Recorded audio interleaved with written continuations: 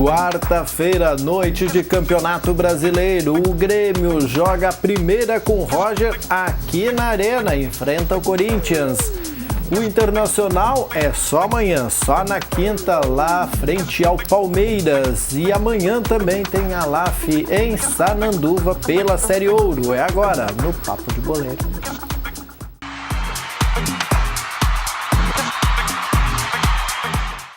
E a quarta-feira vai ser de estreia dentro da Arena, de estreia no Campeonato Brasileiro. O técnico Roger vai começar a fazer a sua primeira partida como técnico oficial do Grêmio em casa, Diogo Botti, buscando a primeira vitória também. É verdade, um desafio não promete ser fácil, né, Márcio? Contra o Corinthians aí que vem desmobilizado, vem desacreditado, equipe paulista que perdeu o clássico com o Palmeiras no final de semana e vem sob pressão. Até o Tite, até nos bastidores já falam em substituição do comando técnico da equipe, né? O Tite. Já. Isso aí. Brasil, né, velho? O Brasil, o cara perde duas, já tá na rua. Né? E o Tite aí que até poucos meses atrás era considerado aí com uma didática assim inovadora, depois de treinamento um tempo na Europa e tal, exatamente, agora começa a ser questionado aí no comando do Corinthians. Para essa partida, o técnico Roger tem 2 desfalques confirmados. O Marcelo Groi, que está na seleção brasileira, que vai defender na Copa América, e o Douglas, que por um problema físico aí não vai a campo. As mudanças ainda, no gol ele confirmou o Thiago, ainda que o Bruno Grassi tenha sido contratado para suprir a vaga do Marcelo Groi nessa ausência aí nesse período de Copa América.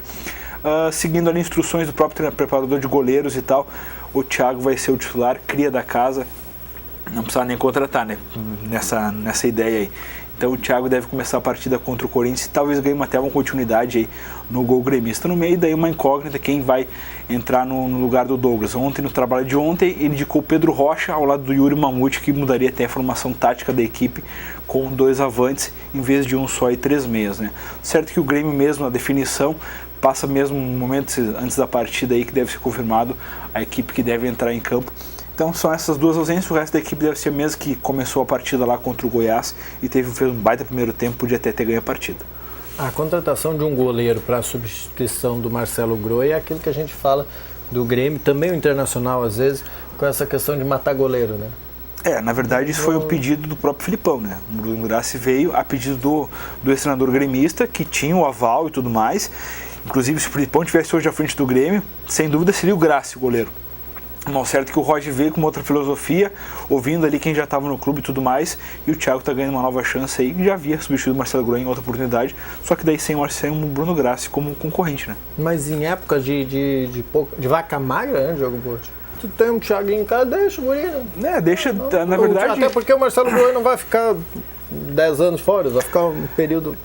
Isso aí, na verdade, o Grêmio correu atrás de um goleiro mais experiente, talvez pela avaliação do próprio Filipão na época, que o Thiago não estaria pronto para essa substituição à altura e até pelo grupo ali que o Grêmio teria no momento. Então, trouxe um goleiro mais experiente, que pudesse ter um pouco mais de autonomia, vamos dizer assim, mas... Pela população, a gente vê isso no próprio Internacional com o Alisson ali, tendo Dida, tendo Muriel, jogadores mais experientes, mais velhos, né, que ele, e o Alisson tomou conta do gol. O certo é que o Grêmio talvez se equivocou um pouquinho na contratação do Bruno Grassi, que não é mau goleiro, longe disso, fez um baita campeonato gaúcho pelo Cruzeiro, mas também em função de custos e até pela necessidade, já que tem o Thiago em casa. Isso é dispensável. Bom, esse é o jogo de hoje à noite. O Roger vai tentar a primeira vitória em casa. É possível, é possível. É fácil, não é fácil. Não é fácil. Só lembrando o time que deve entrar em campo nessa noite aí, o Grêmio deve ser o Thiago no gol, o Galhardo, Pedro Jeromel, o Rodolfo e o Marcelo Oliveira. No meio de campo deve ter o Wallace, Maicon, o Juliano, e aí fica a dúvida se vai o Pedro Rocha ou se alguma escalação aí. Pode ter o próprio Felipe Bassa aparecer como um terceiro volante, ao lado do Luan, e no ataque daí o Yuri Mamute. Beleza, é isso aí que vai estar. Esse time vai estar em campo a partir das 10 da noite, horáriozinho de boate, para curtir a quarta-feira, véspera, amanhã é feriado, né? Tranquilo, bem, né? Pra que ir pra casa cedo? Verdade, né? Bom, é feriado para nós, é feriado para você, provavelmente, mas não é feriado para os jogadores do Internacional. Os colorados já estão lá em São Paulo para enfrentar o Palmeiras, na Aliança. Um Colorado aí que vai no Allianz Parque, né? A nova casa do Palmeiras, bonita a casa. Palestra Parece Itália, é verdade. Certo que o Inter para essa partida aí deve mudar bastante, ainda que na semana o Diego Aguirre teve indicado poucas mudanças com relação à equipe considerada titular, já que a prioridade agora é Brasileirão, né? Até a entrevista coletiva o técnico do Inter disse que não dá para ficar 40 dias pensando em Libertadores, pensando no Tigres. Então o Inter vai com o que tem de melhor, mas promovendo algumas mudanças aí em todos os setores da equipe. O trabalho de pela manhã de hoje, que praticamente encaminhou o time que deve entrar em campo amanhã lá em São Paulo, teve 8 mudanças com relação à equipe que vem atuando, né? Lateral de esquerda, lateral direito, teve mudança no meio, com a saída do Anderson, com a retomada do Nico Freitas e do Nilton, teve a saída, o Neymar acabou confirmado no ataque, o Valdívia também, os dois recuperados de lesão aí, contra o Santa Fé também deve atuar, o Alex também está certo no meio de campo, o certo é que... Vai trocar 8. Vai trocar 8. O Diego Aguirre não é um cara que consegue manter muito. Não gosta muito, né? Eu imagino ele chegando em casa, hoje eu quero botar a cama na sala e eu quarto. É uma coisa assim, né? O Inter, que lembrando, não conta com o Jefferson, que também, o caso do Marcelo Groi, também está na seleção brasileira, que vai atuar pela Copa América. Aí fica uma dúvida já quem seria o lateral esquerdo, parece que vai ter um meio vestibular, se vai com o Alarrucho, tá? Aí o treinamento, o Alarrucho já foi deslocado de novo para o meio, aí com a entrada do Arthur na lateral esquerda, o Hernando, que normalmente atua na lateral esquerda, passou a atuar na lateral direita, saindo o William, então tem uma série de mudanças aí que o Diego Aguirre promoveu, mas o certo é realmente, assim como o Grêmio, hoje, o Inter amanhã só deve ser conhecido a equipe mesmo, naqueles 45 minutos antes da partida lá, que é a data limite, o horário limite para a divulgação da escalação. O certo é que o Diego Aguirre vai manter a questão de estar mudando a equipe, estar aprimorando os jogadores, para manter todo mundo com ritmo, para a sequência aí do ano e até pensando já na Libertadores. Ele que disse que não dá para ficar pensando, mas também não dá para esquecer que tem um Tigres empolgadíssimo pela frente. Vai demorar um pouco, é verdade, mas o time do Rafael Sobis está com toda a vontade. Verdade. Mas o principal para o Internacional, então, é a questão Valdívia e Neymar, né? De volta, né? Os jogadores saíram lesionados lá na partida contra o Santa Fé. O Neymar chegou a ter uma espécie de fratura no maxilar após uma dividida lá com Mosqueira. O Valdívia teve um problema no tornozelo. Os dois treinaram normalmente aí ontem e ontem, no caso, na segunda-feira e na terça-feira. Então os jogadores estão aptos aí para voltar a campo e estão confirmados até para de repente iniciar essa partida aí. Quem segue de fora, Eduardo Sacha, operado, e o D'Alessandro também com problema, que passou por procedimento cirúrgico na mão. Certo. O Alex, Diego, não fica muito tempo fora desse time, não?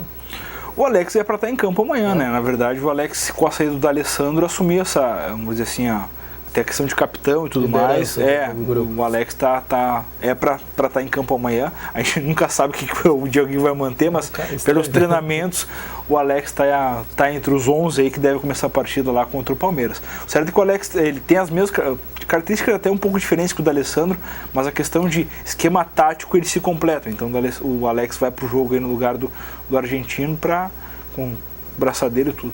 Gosto do Alex, porque o cara tem coragem e segurança para chutar uma bola de fora da área, por exemplo.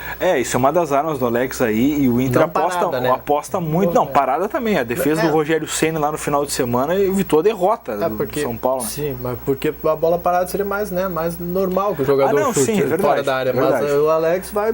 Uma das características que ele sempre teve assim ao longo dos anos aí, tanto atuando pelo Inter jogou contra o Corinthians, pelo Corinthians aqui, o próprio Beira-Rio fazendo gol no Inter, né, com a camisa do Corinthians, lá fora, no exterior. Então o Alex é um jogador que tem essa potência de chute aí, com umas características, e o Inter aposta nisso. Bom para o Internacional. O Internacional joga amanhã, então, lá em São Paulo. Isso. Qual é o horário do jogo? 21 horas. 21 horas. Esse é o jogo das 9 da noite da quinta-feira do feriado. Esse aí você já está terminando o descanso já. Ainda tem um joguinho para assistir amanhã à noite pelo Campeonato Brasileiro da Série A. Isso aí. Quer passar os resultados? Vamos aos resultados. Os resultados começando pela Série B, então a rodada teve rodada completa ontem. O Vitória fez 2-1 no Criciúma e saiu de campo com vitória. Né? Bom isso, com trocadilho, tive que fazer, né? O Mojimirim perdeu em casa pro Boa Esporte por 2-0. O América Mineiro fez 1-0 no Sampaio Correia. Paysandu fez 2-1 no Santa Cruz. Náutico fez 2-0 no Ceará. O ABC ficou no 1 com o Bragantino em casa. O Macaé e Bahia também 0-0. Paraná 1, Botafogo 2. Atlético Goianiense 0, Luverdense 1. Fora de casa. Fogos. Fora de casa. Não tem serpentina pra cair. Balões. CRB fez 3-0 no Oeste. Série A, rodada de hoje, daqui a pouco, 19h30, começa com Vasco e Ponte Preta, Atlético Paranaense, Figueirense, Chapecoense e Joinville, clássico catarinense. 21 horas, jogo isolado, tem o clássico paulista, São Paulo e Santos. E 22 horas, Grêmio enfrenta o Corinthians, Cruzeiro, Flamengo e o Avaí recebe o Atlético Mineiro. É isso aí, um dos catarinenses tá feio, a pegada é Joinville, né? Mas... o Joinville tá na rabeira ali, né? Mas na verdade, são tantos times catarinenses ali que tem como ficar na rabeira ali, porque não dá tanto time catarino, não né? cabe tantos lá em cima. Bom, além desses jogos de hoje, também a gente já falou do jogo de amanhã do Internacional. Amanhã é dia de Série Ouro para a LAF. Vai jogar lá em Sananduva contra a DS. Time da casa, exatamente. O jogo da 7ª rodada acabou transferindo em função dos jogos da Liga Nacional. A LAF de Sananduva já parte de novo para outra maratona pela Liga, já embarca de Sananduva mesmo para Cascavel, lá no Paraná. É certo que o jogo da noite de amanhã, a LAF busca mais um bom resultado depois de conquistar a vitória contra a GSL no final de semana, né, passado até contra o time lá de São Luís Gonzaga, fez 4-1 e se reabilitou na competição aí depois de uma série de empates, derrotas até pela Série Ouro. Como a gente tinha falado agora, é difícil ter aquela questão de remobilizar o grupo agora, depois daquela grande vitória contra o Blumenau agora na segunda-feira, lá em Santa Catarina, que a LAF conquistou a primeira vitória fora de casa e agora volta a se concentrar na Série Ouro, aí o time do técnico Giba, que não tem problemas para a partida, deve contar com todo o elenco à disposição. A gente torce por mais uma vitória da LAF aí para que subir de vez aí na tabela de classificação, que agora está meio embolado ali a questão do meio de tabela para cima. Diogo, tu que contata direto com o pessoal da LAF, também os colegas da imprensa e da área esportiva, fato que a LAF pode ter sido prejudicada, ou pode estar sendo prejudicada pela arbitragem, estou falando de Liga Nacional, ou faz parte do jogo, o árbitro errou, acontece, nós estávamos acompanhando agora nesse jogo do Blumenau, sim, inclusive. Na verdade, sempre há um questionamento, né, da arbitragem, a gente não está, principalmente jogos de fora, a gente não vê em loco como é que funciona a coisa, mas, ouvindo os amigos da Rádio Independente que estavam transmitindo as partidas, o jogo de Florianópolis foi mais questionado em virtude do cronômetro que haveria ter sido parado, e aí o gol do Florianópolis acabou sendo no último segundo, que na verdade não existiria esse último segundo, porque o jogo já teria terminado. Então, o que a gente questiona, na verdade, é a atuação. Eu acho que não dá para questionar, porque seria muito da nossa parte, assim, tu não tá vendo para saber, né? Sim. Mas o certo é que a gente convive com a Série Ouro aqui muito perto da gente, até alguns jogos da Liga Nacional. Essa arbitragem, ela precisa ser de outro nível, em nível nacional, né? A gente está falando de uma competição como se fosse o Campeonato Brasileiro para o futebol aí. Então a gente espera que isso não ocorra mesmo, que não seja de má fé, que não seja nada, porque errar todo mundo erra. O árbitro que da final da Copa do Mundo já errou, todo mundo erra, entendeu? Ainda mais quando tá com uma fração de segundo, tu precisa decidir ali, botar o apito na boca e decidir por não a infração. O certo é que realmente os erros aconteceram, né, alguns frequentes, outros questionáveis, outros não. O certo é que realmente a LAF está conseguindo superar isso aí, não conseguiu contra o Florianópolis, nessa questão do tempo e tudo mais. Aí a mesa disse que não foi ela, o problema não foi o juiz, foi naquele arrasta ali, não aconteceu, não definiu nada e a vitória acabou para o Florianópolis. Contra o jogo com o Blumenau, teve um pênalti que acabou marcado para o time lá de Santa Catarina, o Chico disse que não foi, que não empurrou o jogador, então é sempre discutido aí, mas a gente espera assim que não esteja nada de má fé, que a arbitragem siga atuando em um bom nível aí, mas que não prejudique as equipes, e se a LAF está se sentindo prejudicada, eu acho que deve buscar uns âmbitos maiores aí, até na própria liga. Isso aí. Bom, era o que tínhamos para hoje. Amanhã a gente descansa, sexta a gente descansa. Descansa onde? Sábado, domingo, aqui na TV. Ah, bom, tá. Conversando com ele ali. Quem lê o jornal não, né? Mas aqui na TV sim, a gente descansou na quinta, na sexta, sábado, domingo.